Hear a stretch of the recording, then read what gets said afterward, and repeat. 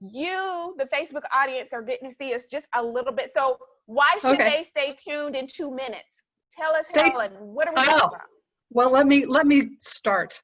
I think we're going to have a great conversation. Sherelle is one of the best conversationalists that I know, and I'm thrilled that she has started this panel and this series because she's very effective at pulling gems out of people, insights out of people. She studies people, and she understands how they work. She reflects on what they put out into the world, and she has been careful about who she's invited to this series, which is why I'm extremely honored to be one of those people. We're going to have a good time. We're going to have a good conversation. I'm going to share some tips as they arise in the conversation, whatever is on my heart at the moment that I hope will help you in these very, very strange times. So that's why you should stay tuned, because if nothing else, you'll get to witness a great conversation because I'm here with the one and only Sherelle James. Oh my gosh, Helen, I'll pay you later. It's the Okay. text in the mail. Shh. But Helen is here, and oh my gosh, we have 1 minute left to go live. And let me just tell you, when you talk about message and voice coaching, when you talk about someone who understands because she spent a lifetime, yes, a lifetime in this field. No, she's not that old. Don't think about that. She's not that old at all. I'm old enough. Lifetime. You know, even if you're 4, that's still your lifetime. That's right. That's right. My entire life, such yes, as it is. Your entire life. So I am pushing the button now. Okay. Facebook Live, my local CFO community, we are going live. Go ahead. If you are looking at us live, there's a link to come into the conversation with us so that you can ask questions. You can be interactive with us. We want to know what's on your mind as we have this discussion. All right, here we go in 3, 2, 1.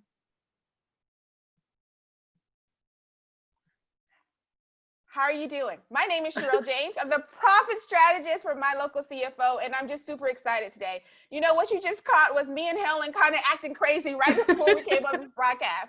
But that's what kind of webinar you are in tune for today. We are having a Communication Wednesday, and I have none other than Helen Moses with me today. You know, the truth is that business owners oftentimes try to separate their personal from their business. Even as people, we try to separate what we do as a mother from who we are as a spouse, from who we are look like in the community, to who we present ourselves to be at church, to who we are when we go and represent ourselves for our kids with the teachers, just all over the place. And what I want you to know today is you can be all of those things in one. And that's really what this webinar town hall series is about.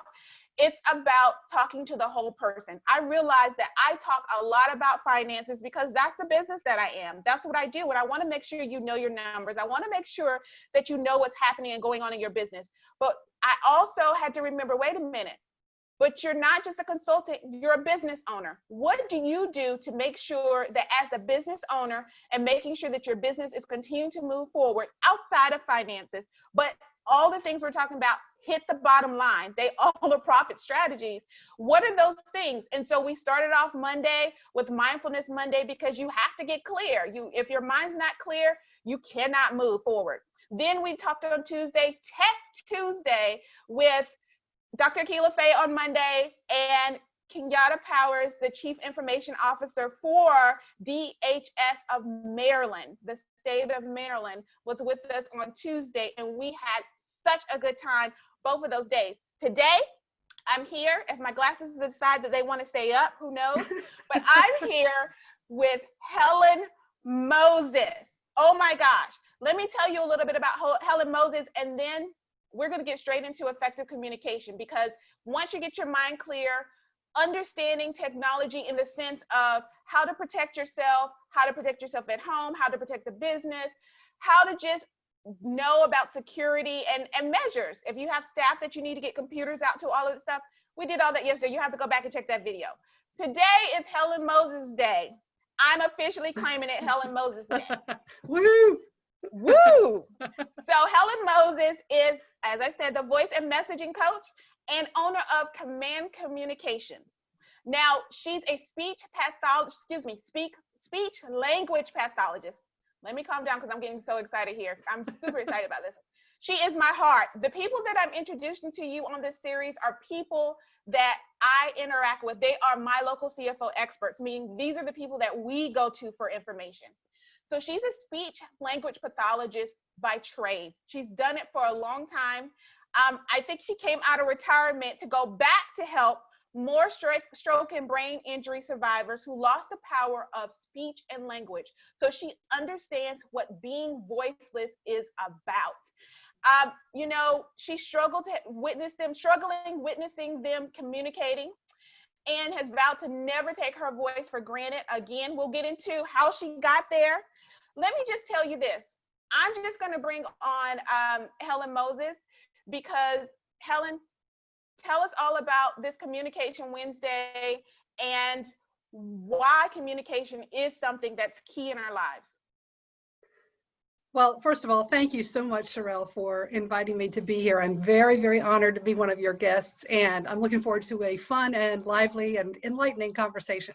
So when we talk about communication, I would say it's fundamental. It's fundamental. And you mentioned the people that I work with. I did kind of come back out of speech therapy retirement, and I do that one day a week. I work with clients who have aphasia, which is the loss of language and speech skills after a stroke or a brain injury. And I work with them because they are where my heart is, and they are some of the most inspirational people that I've known. And just, if I will, plug Triangle Aphasia Project, which is located in Cary. That's where I serve them through the capacity of Cary, North Carolina. Yes, thank you, to our wider audience. And they're just a wonderful organization, aphasiaproject.org. I'll just put that out there for you. But I started my career as a speech therapist too. And I was just drawn to the field because I've always loved to talk. And I can't imagine not having that ability to connect with my loved ones. It's so fundamental, it's so basic. And today in this pandemic, we're hearing all these so sad stories of loved ones dying in hospitals and people not being able to say goodbye to those people or having to do so over a phone. So thank God for technology and the ability for us to communicate like we are doing today as well, and reaching a broader audience than we might if we just set up a local, well, than we would if we set up just a local presentation in our community. Communication is fundamental for personal relationships and for professional relationships, especially as business owners. What we say matters. How we say it really matters. And it can come across in a way that you don't intend. So if you're not careful, you can speak in a way that is off-putting or in a way that sells you short, that maybe makes you look less than confident or like you don't really know what you're talking about. So what I do with both individuals and teams is I help them to make a bigger impact when they speak. And the foundation of that is speaking from point A to point B. And I say point A is the speaker's heart, not their mouth, not even their brain, but the speaker's heart. And then point B is not the listener's ear or even the listener's brain, but the listener's heart. Because when we will affect people when we communicate in a heart-to-heart way. Wow, that's amazing. Let's go back a little bit. Okay. Before we even get to the A, from A to B. Okay. Let's go back to, you said something about how our message can come across or not come across. You know, how the way we say things, the way we're perceived to say things. Can you delve into that just a little bit more? Sure. For example, I've been making a conscious effort to look into the web camera as we've been talking. And I've also been making a conscious effort to sit at the front of the chair and have good posture because that affects my voice. I also took the time to warm up my voice today, and I have some water with me just in case I need it, because the quality of my voice changes people's perceptions of me. For example, if I lose my posture and I just go back like this, then I can sort of relax my tone a little bit, and it comes across as more casual, which is good in some circumstances, but when we're promoting our businesses, usually here I am, casual. It kind of gives the impression, I don't really care if you come by and spend money with my business or not. I'm just here hanging out and just living life as it comes, right? Versus when I'm sitting up taller and I'm using a good posture and I'm looking directly into the webcam. The other thing is I was still looking into the webcam, but watch this. Now I'm talking to you and I'm not making eye contact, which is how we make eye contact over the internet. We look at the webcam, and I think, because I can't see myself, I'm actually looking at the keyboard, but I think I'm giving off an impression of less confidence just by the posture and the way that affects my tone of voice. So those are just some things in the mechanics of speaking, of using your voice, that make a difference on how people interpret your message outside of the message itself. Wow, that's amazing. So sitting at the edge of the chair so that you sit up straighter, looking into the webcam, that That's thing right. that's there, and then making sure that we're projecting with confidence. Yes. And so tell me this, you've kind of moved into this area, so let's just tackle it. Okay. Virtually versus in person. Yeah. What are the differences in that, or are there any differences in that? Oh, there are a lot of differences in that, as we're all learning these days. But I think the biggest one is just that we aren't used to it. I mean, some people have been using this type of technology. I've actually been using it with my clients for 3 years now, but most of the people who are being thrown into this haven't had to deal with it. And so it's different for many reasons. Number one, just we're talking into a computer. You're not in the same room with me, and I'm not in the same room with you. And therefore, I'm missing some of your communication signals, like body language. And you're missing some of mine. I mean, you can see facial expressions. If I lift my hands up high enough, you can see some of my gestures. But we're missing those nonverbal signals that we count on for interpreting each other's messages or for conveying more accurately what we're trying to say. So that's one obvious difference. Another is that we are way more distracted now than we used to be. You and I might have in the past met in a coffee shop and there would be people around us, but we would just tune them out and have our conversation and be totally involved in it. Sure. And it would still feel like an intimate conversation, just because we're right next to each other. But right now, I'm in my house, and who else is in my house? My husband, who's working downstairs below me from home. My son, who's home from college, who's in the room behind me, who's taking some classes from his room. And my daughter, who's in high school, and she's in the room right over that way. Let me keep my hand, and see, that's the other thing. I have to point with my hand close enough that you can see it on the screen. She's also in the house, plus our 2 cats. And I have a landline. We still have a landline. That phone could ring. Sometimes we get sirens that are going to come down our street because we live not far from a hospital.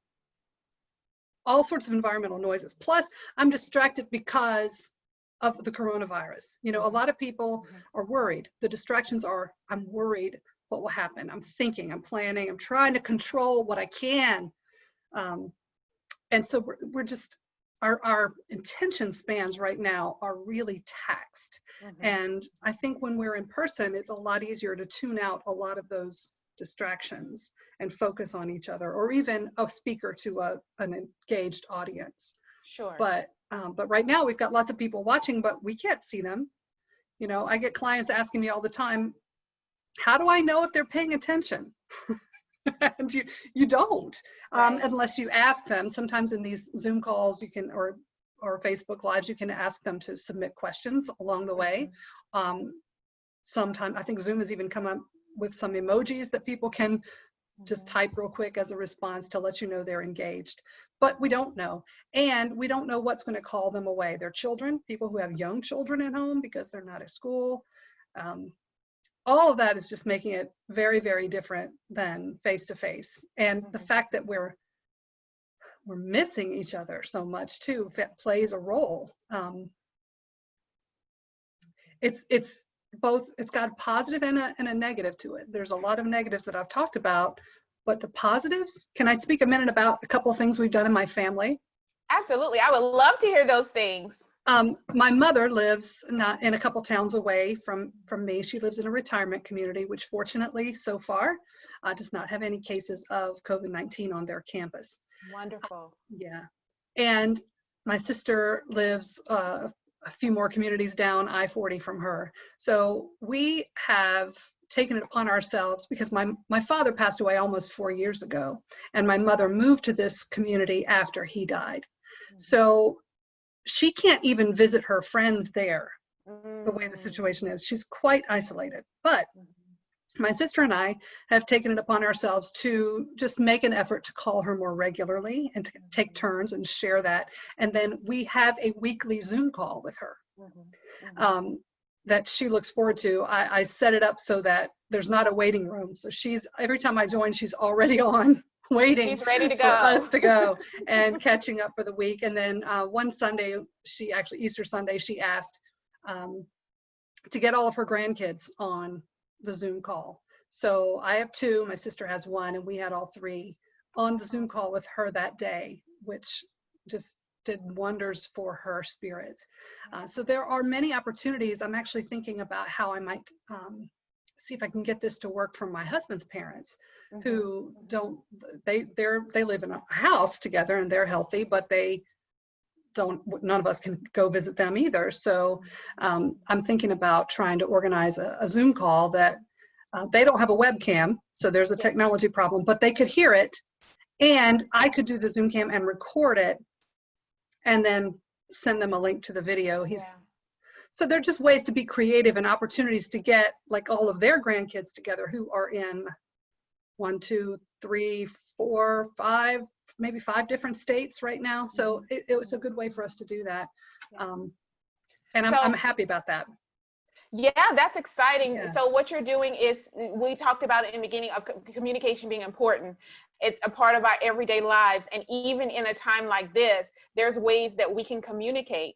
I'll share a story with you really quickly, and then I want to talk about something that happened years ago with you, but it fits perfectly here. And I know you're like, oh my gosh, what is it? Oh, you're just going to have to hold on for that. Okay. So my husband, Derek, decided that he was missing his cousins.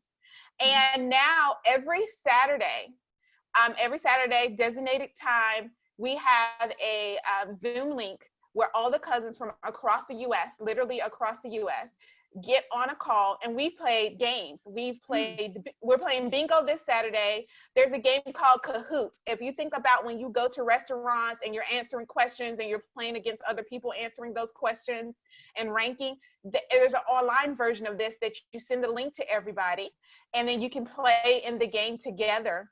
And then the week before that, we play categories. So nice. but the thing is, these are cousins that are in pockets. They're close to each other. And family reunions or big times, we kind of get together, or every once in a while you may see or check, because they're all different ages. So we're talking ages as young as 6. Wow. And as old as however old the age is that gets on the call, because we have just everybody on the call. So it's That's those awesome. who have their parents with them, those who are, have the little kids in the house. We're able to see a lot of the family and just connect. And I'm telling you, Helen, 2, 3, 4 hours, and we don't start this call to 8 or 9 o'clock at night. 2, 3, 4 hours later, it's almost like they're in person. But what it has done is the cousins are learning more about each other. Their different generations, the gap of different generations are being bridged in that time frame as well. And learning what's happening with this, or celebrating things that are going on. They've shared dishes and all kinds of things. So yeah, it's amazing what in a time like this when we're called social isolation, which a good friend of mine said, no, we're just physically isolating. We've been more social than we've ever been Yeah. because we've been forced to be more social in our homes as well as abroad. And that communication definitely plays a key. Now, I told you that there was a story that I Yes. wanted to go to. So I remember when me and Helen we go way back. A long time ago. Yes. We go way back, and we've done some things together. Mm-hmm. We were in a coaching group together, and we've done a lot of things. We traveled the nation at least together, Yeah. and have done a lot of things together. So I'm thinking of one specific incident. We were on the West Coast. Uh-huh. You needed to get back to the East Coast, and they had changed your flight. You know where I'm going with this. Yeah. They had changed your flight, and you were like, oh my gosh, because it didn't work for you. So you needed That's to right. call customer service. Mm-hmm. Okay, I'm gonna leave it there. I'm gonna let you pick up the story Okay. from there. Yeah, this is actually a very valid story. I see why you brought it up. Mhm. I was trying to get the app, and I'll just give Delta a shout out because it Yeah. ultimately kudos to them for working it out. But I was trying to get the app on my phone to get my boarding pass on the app, and it wouldn't do it, and I was getting a little bit nervous. So I said, like, I got to call customer service. I mean, most people have had that Yes. awful experience with customer service. I got a woman on the line. I don't remember her name, but she was quite nice. And I decided she was professional and she was helpful and all of the above, right? She did what she could. And throughout the conversation, she was respectful. She was encouraging and said, wait just a minute while I do this. And she would come back. And I thought she was really, really nice and represented Delta really well. And ultimately she got, by the time the phone call ended, the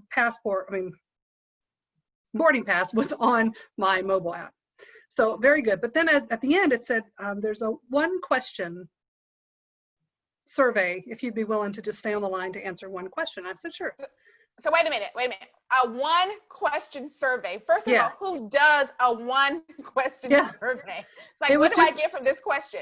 Okay. That's right. So I said, well, okay, she was really helpful, and I'll do that. I'll take the time to do it. So the question was, based on your experience with the customer service representative who just helped you, how likely would you be to hire that person as a customer service rep for your company?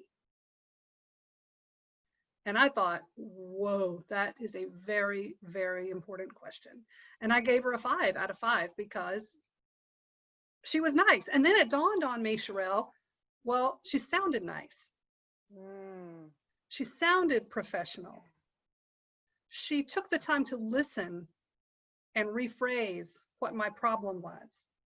She was clear in the way she spoke. She told me I might be on hold for 1 to 2 minutes. And she would check back in. Are you still there? Thank you for holding. It was really her messaging and her vocal tone that convinced me that she was nice and professional. And not just that she was, but that Delta Airlines was nice and professional. I mean, she represented the entire company for me that day. And all I had to go on was the tone of her voice and the clarity of her message. Wow. So when we talk about effective communication, virtually, in person, on the phone, all of those things make a difference. They do. They make a huge difference. And right now, if I could offer just 1 quick tip to everybody about virtual and online communication, now because of those distractions, it's more important than ever to get to the point, to have an agenda or a purpose for a call, even if it's like with my mom, I'm just calling to see how your day was today. And be as brief as possible, because people are so distracted, they can only attend to so much at once. So we want to not ramble. We want to end a thought before we move on to the next one, and enunciate clearly so people don't have to ask you to repeat, and that wastes time. Wow, great points. So now you have this experience, And I thought when you stopped and you kind of like, it wasn't just me you were talking to, you were talking to the whole room, you know, because we were all in there finishing up the conference and moving on. But I thought that could not have happened to a better person to Yeah. evaluate and to get that one question, you Yeah. know? And I know you went on to kind of use that to your advantage to reach out to Delta to tell them I about did. that. I Yeah. actually sent a certified letter to the CEO, and I got a phone call from his executive assistant thanking me for the letter. And the reason why I wanted to bring that up is because that's still communication. The Mm-hmm. letter was communication. The Mm-hmm. executive phone call was communication. It could have been that you didn't take it any further, which would have ended everything there, right? Because you were Mm-hmm. satisfied, you had your boarding pass. But also, they could have gotten the letter and dismissed it and kept going on about their life. And you would have thought something, because in the back of your mind, you're like, I know I sent this letter and I know somebody has it. Mm-hmm. So even if they just sent a postcard or something that just said thank you, you know? Right. Yeah, I don't think we think about those things. Yeah. But I got a phone call. Now I understand that the CEO did not personally call me. That I don't hold that against him. But his executive, maybe he has several executive assistants, but one of them called me personally to thank me. And that brings up a point too, Sherelle, that emails are good, postcards are good, but nothing really can compare to hearing another person's voice. Because today, making a phone call or leaving a voicemail message takes more time, effort, and energy than sending that email. It also makes us much more vulnerable when we do. Because of all of that, it's even that much more valuable now. So I hope that this will bring a resurgence back to the value of vocal connection. I totally understand. I totally get it. You know, even in text messaging, you have an option to record your voice. And I learned that I get text messages all the time, but when someone sends me a voice recording, that's like, I'm a little bit Yeah. special, you know, Yeah. or it just breaks up the monotony of just that texting, and the communication does come across a lot clearer because now I'm not reading in between the lines. I That's can hear the right. tone and inflection, and I can really understand what they're trying to say to me. Yeah, it's exactly right. I mean, that's why we have to have emojis Yeah. for written language, and why they've become so popular, because people are texting all the time now. But emojis cannot take the place of facial expressions and reactions and emotional responses. They can't. And so when you take, if I were to say, text you that said, hey, Sherelle, I'm excited to see you, but I didn't put an exclamation point, or I didn't put a emoji on there, you might actually question if I'm excited. But if I said to you, hey, Sherelle, I am excited to see you, I'm so excited, you know, I mean, you can't replace that in written text. You just can't. And your communication, your tone, your inflection. Talk to us about how you can change the mood of the person, the room that you're speaking to, by your tone, inflection, and even posture and different things of that nature. Sure, that's a great question. When I am in the room with, or speaking to a room of people, I feel the energy first. I don't just jump in at my level of energy, because if they're not where I am, they're already going to disengage. So I've already warmed up and prepared to be up here, but I might need to start a little bit lower, closer to where they are, and then work a little bit until they come up, get them a little bit excited. For example, I spoke to the Virginia Society of CPAs, Certified Public Accountants. They are predominantly introverts. And I knew this going in. You have to know your audience too. So this was not the time for me to go in and say, hey, everybody, I'm here. Let's talk about voice. Woohoo! That would not have, they would have just shut me off. So I started it with something like a story, and about it in a conversational tone. And then I would, as the story unfolded, I would get a little bit more excited and use a little bit more inflection, changes in voice, in volume, changes in rate, slowing things down that were important, or maybe making their pitch a little higher to make those words stand out. And then I'd also do a lot of back and forth asking questions. Raise your hand if you think, and I didn't say raise your hand with my hand way up. I would just, because I knew they wouldn't raise their hand that way. And then I asked a question because I wanted to confirm my suspicion about what percentage of the room were introverts. Here's a tip for speakers. Don't ask, where are my introverts in the room? I asked, where are my extroverts in the room? And there were probably 100 people there, and or maybe not quite, but let's, for math, let's say 100 people. And I think maybe 5 to 10 raised their hands, and they raised their hands really big. They were extroverts. They had no bent elbows. I mean, it was just there. And I said, I take that to mean that the rest of you consider yourselves introverts. And they were like, yeah, like that, which was, it was good. So, but they understood that I got them. And I didn't speak to the extroverts in the room. I spoke to the introverts in the room. But I'm also a naturally inflective, I guess I could say, person. I use a lot of inflection when I speak. That's partly because of my singing training and my theatrical training. But I'm also an extrovert, and extroverts have a wider vocal range of inflection that we naturally use. Introverts have a shorter range, and my goal for them is to use the full range, not to become an extrovert's range, but just to make sure that they're not just staying on one level and only speaking at this same energy level, this same pitch level, this monotonous area. At least use your natural range so that you can engage the people naturally as you would. So that's right, Helen, and I forgot about that. Outside of being a speech language pathologist, you're classically trained. Yes. Yes, and as a singer. As a singer. And so when we talk about voice and messaging, I mean, you have an array of background areas that you pull from in all of that, not just from the speech language pathologist career lane. You know, one of the things I love that you've always said, and I'm going to tell you a little bit of a joke.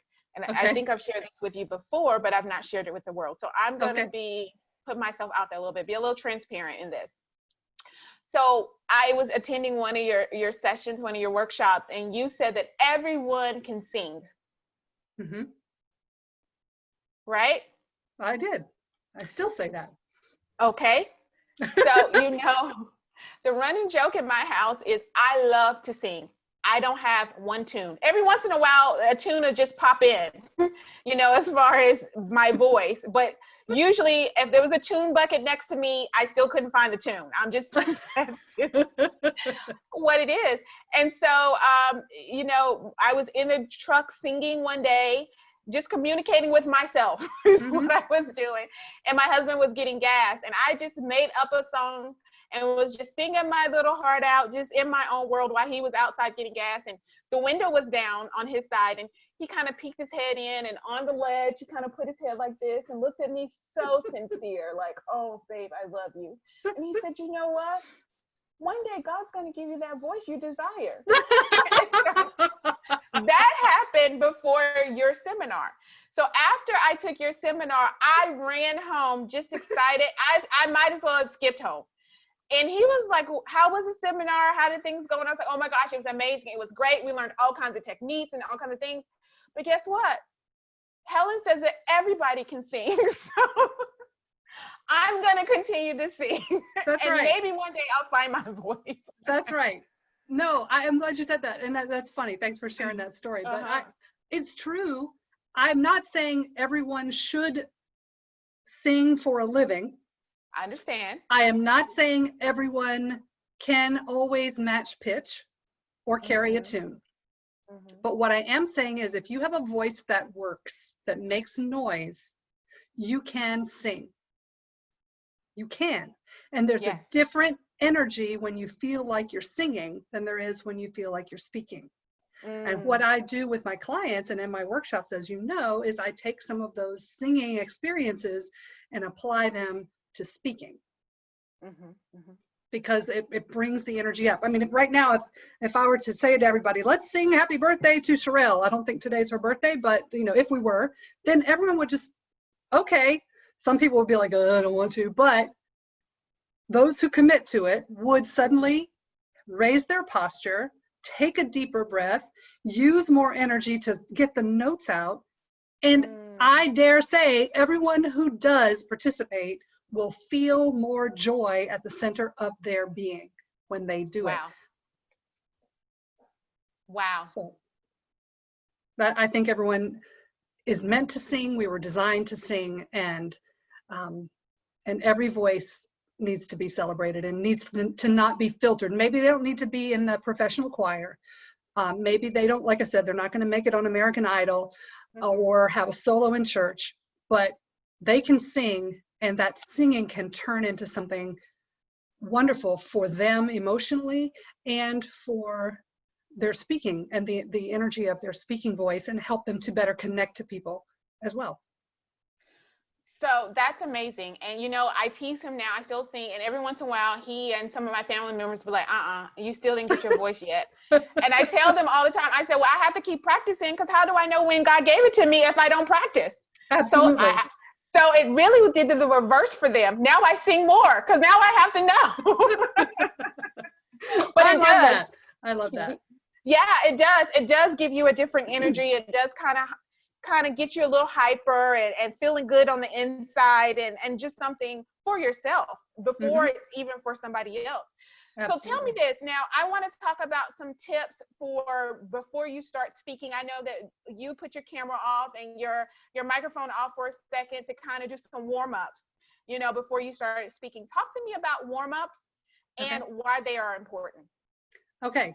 Well, warm-ups are basically that. You're warming up your voice. Your voice is made up, the mechanism has some cartilage structures and some tissue structures, and the vocal cords themselves are muscles with a mucosal lining on top, and we want to work them in a way that is going to ease them into their work for the day. So I don't know about you, but especially this time of year with all of the pollen, I tend to wake up every morning with what they call a frog in my throat, a lot of gunk.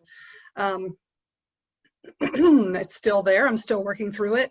But if I hadn't done my vocal warm-ups before this, my voice would be in a totally different place. So I recommend doing vocal warm-ups every day, especially before an important phone call or webinar or conversation that you may be having with someone professionally or personally. That's an important conversation. What I do is I try to stretch the range of my voice from low to high. So I do a lot of stretching that way, well beyond what I would need for speaking. Because that way the range of motion is there, the flexibility is there, and it's available to me to use in my speaking. If I don't do that, then I would probably tend to speak a little bit more monotone, maybe speak from the back of my throat and not be as engaging. I'm speaking from the back of my throat right now, and it's a different sound than when I'm speaking from the front of my voice, from the front of my mouth, and having the energy right up here at the front of my head. So go ahead. Let me stop you right there. How do I know when I'm speaking from the back of my voice and the front of my voice? I had a client recently that described it to me after I tried to teach it to her as the back pocket and the front pocket, putting your voice in the back pocket versus putting your voice in the front pocket. And I said, thank you. I'm going to use that from now on. It's great terminology, a great visualization. Most of us who aren't used to singing or performing or projecting our voices for regular speaking tend to speak from the back of our throat. And it's just a more relaxed, it's like down here. This is where the level of the vocal cords are, here at this Adam's apple area. That's where they actually vibrate together and generate the sound that then is resonated through our mouth and nose. So down here, we just sort of it doesn't, think of it this way, it's like a tube, or I'll use my cup as an example. You imagine this is the windpipe here. So our vocal cords are sitting on top, and they vibrate together about, like if I were to sing, ah, that's maybe a little bit high, but somewhere around there, they do that about 440 times a second. Wow. And there needs to be an adequate air pressure to really get them going. It's the same physical property, and all I can say is this, it's called the Bernoulli effect that helps airplanes lift off. Now, I cannot tell you any more technical details beyond that, but I know that I learned in my anatomy class that it's the same physical principle in effect. But we have to have enough breath support and airflow coming through. So if we don't do that, then it's like now the vocal cords, they don't rise, right? But they just work better together when we have that better energy. Does that make sense so far? Yeah. Okay. So when we aren't really putting a whole lot of energy in, we can't make them operate at our rest. And I think of it as they're just hanging out, chilling on the sofa, kind of like this. And this is where we get into that vocal fry kind of voice that is just not very professional. But when you start having the energy, then you can think about placing your voice, taking it out of that back comfortable pocket, right, to the front pocket. So the best way I teach people to do this is to hum. If you just hum, and it doesn't matter if you match a pitch. So if you're watching, just try it with me. And you'll feel that it buzzes right here, the front, and on your lips and right behind and through your nose a little bit. And then you just try to place your voice, call that the front pocket, and just put it in the front pocket. So here's the front. If I say 1, 2, 3, I'm talking in the front pocket versus back here, 1, 2, 3.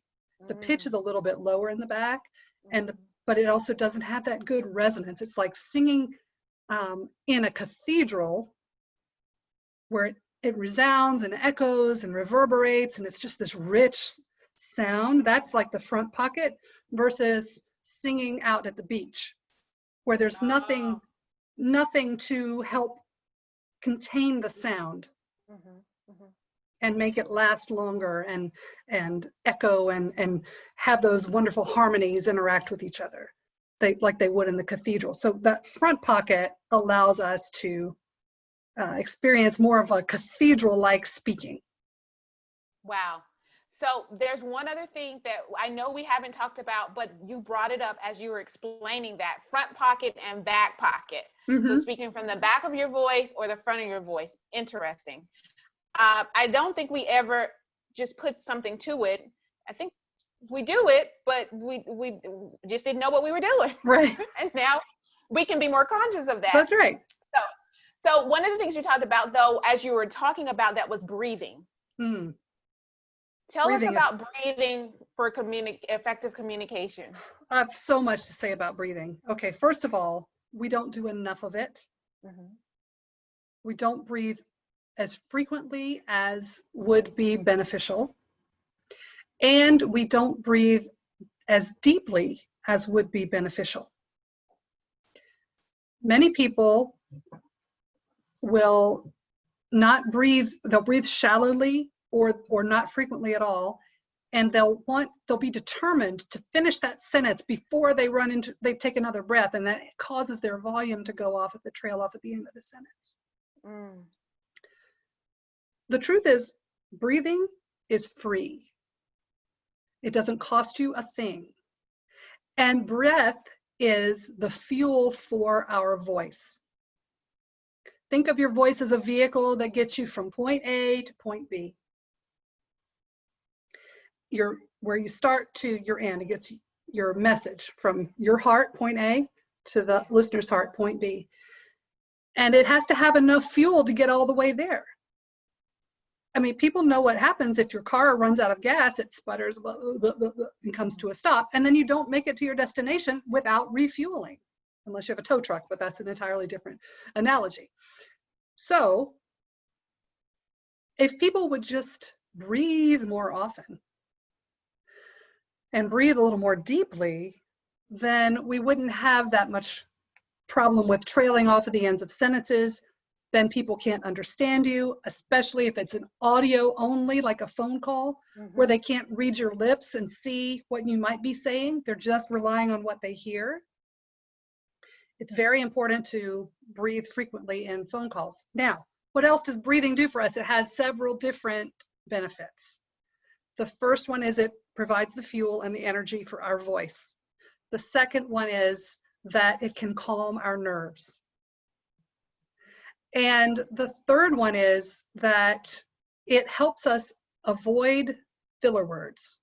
And filler words in themselves, it's not an evil thing for someone to say or so.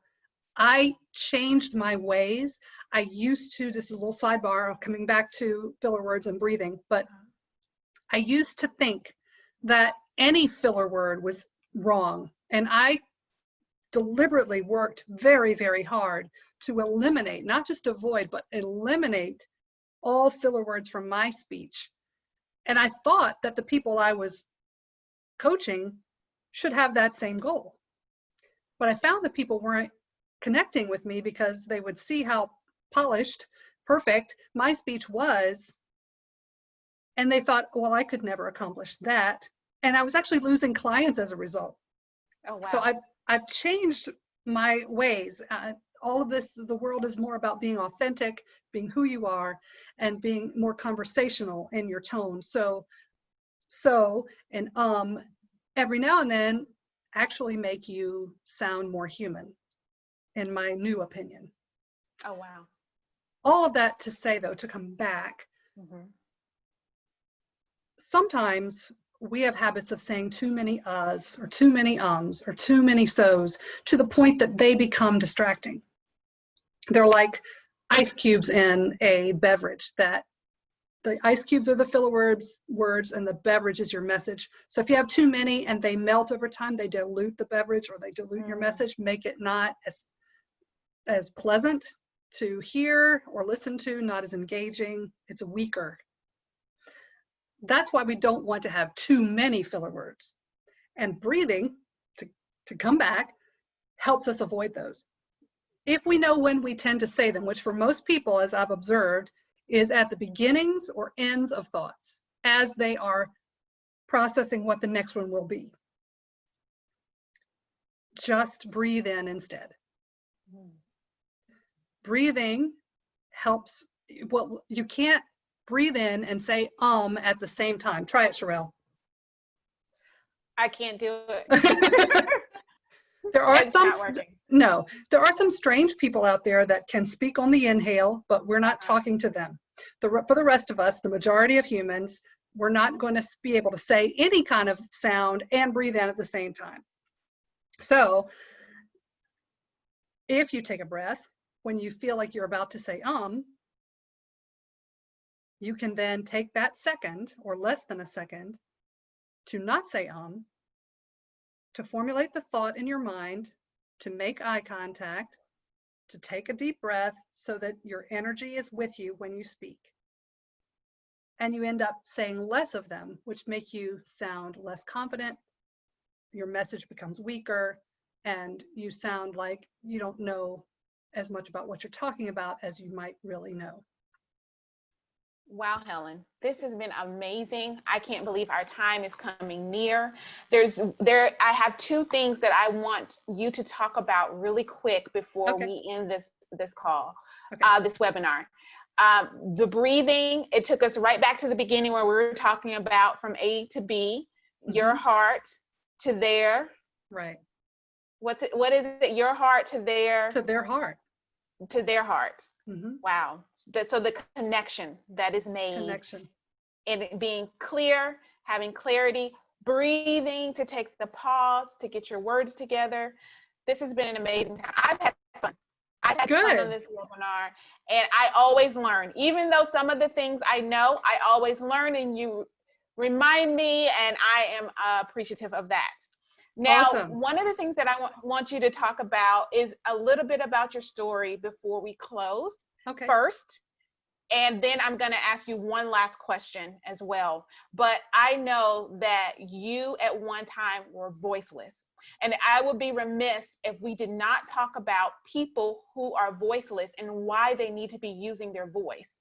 And we know we talked about earlier about just survivors who lost the power because of whatever's happening from a physical standpoint. But that's not what we're talking about here. No. We're talking about, and I'm going to just say, we're talking about and hand it over to you. Okay. We're talking about when it feels like what we have to say doesn't matter. When it feels like what we have to say isn't worth the effort. When it feels like the entire world is going to reject us if we speak up and say what's in our heart. And that's where I was.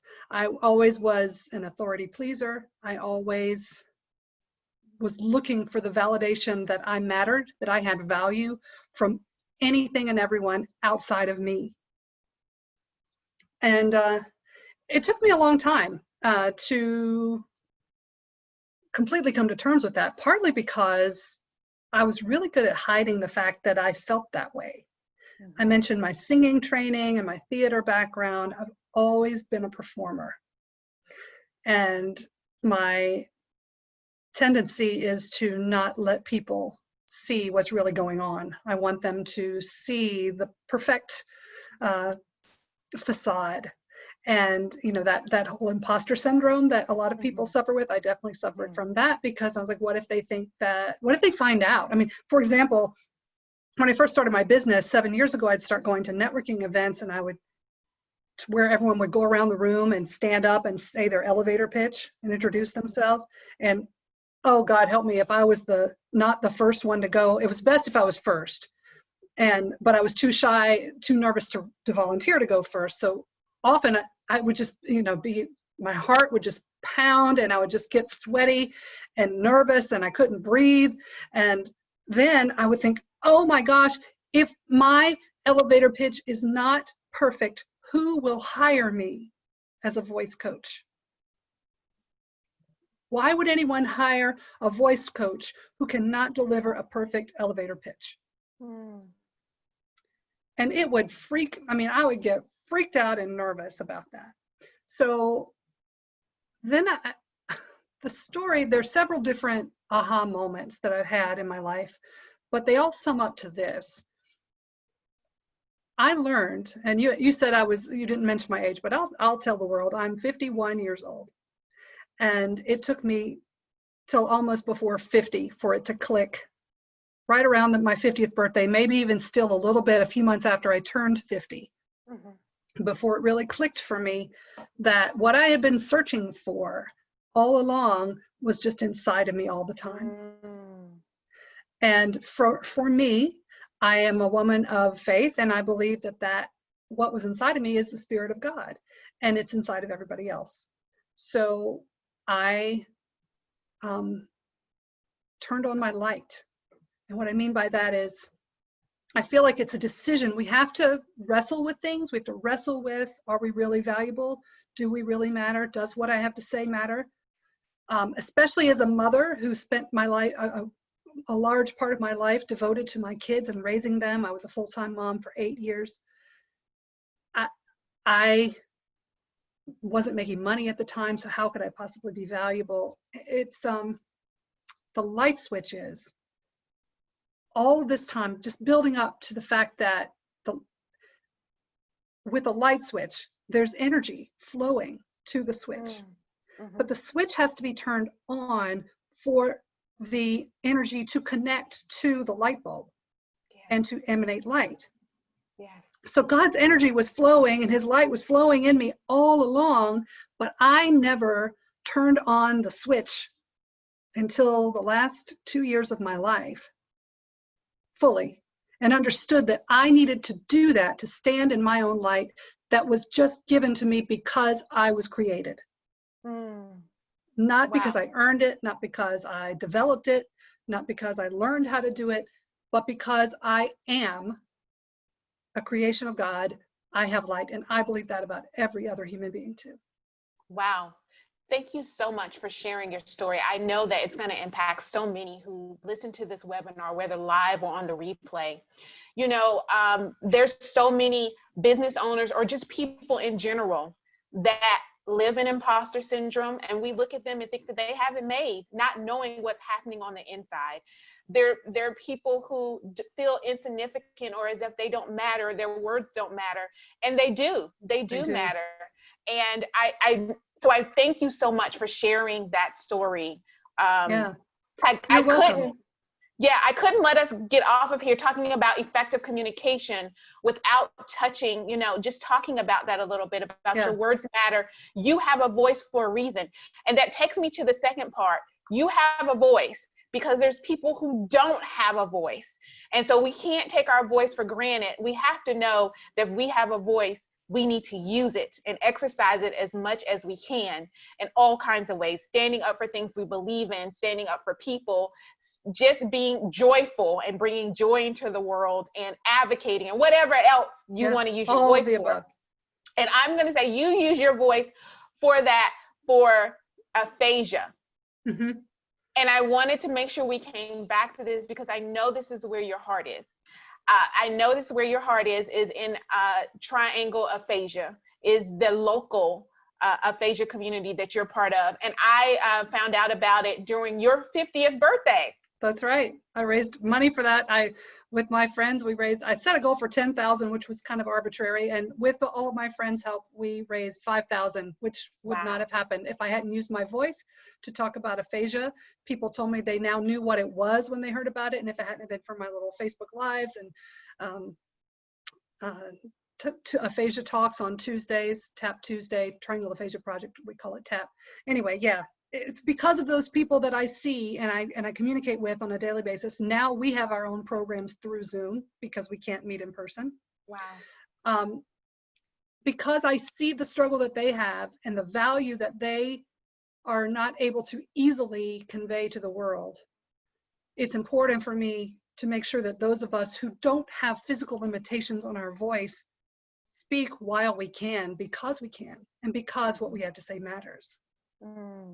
Thank you, Helen, for spending some time with us today and being an expert on the My Local CFO Business Town Hall series.